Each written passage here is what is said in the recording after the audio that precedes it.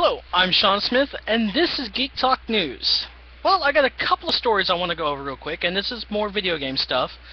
This is actually a Microsoft and Sony report of a couple of things that have just really came across, and one of them I kind of figured that was going to come across.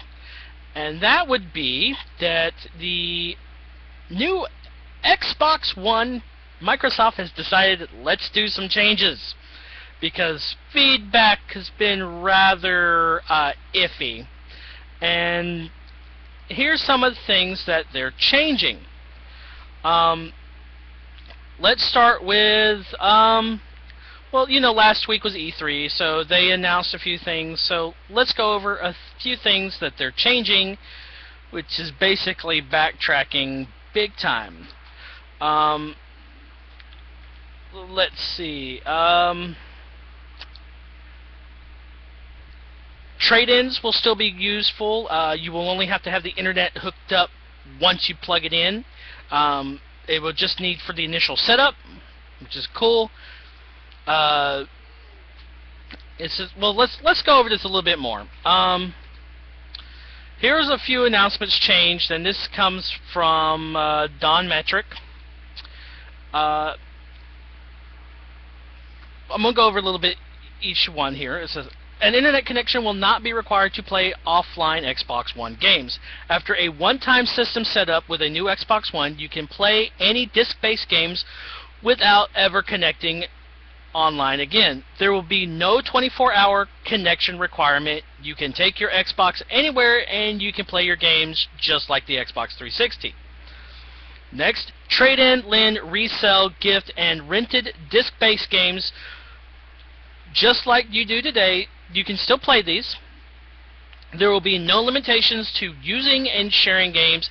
It will work just like today, like the 360. In addition to buying a disc from a retailer, you can also download games from Xbox Live on day of release. That is an actually really cool thing. That instead of going to, if you don't want to buy the disc, you can actually download it on the Xbox One from Xbox Live. That's really cool. They've also removed regional restrictions. If you choose to download your game, you will be able to play them offline just like you are today. Cool. So yeah, that is a pretty big change.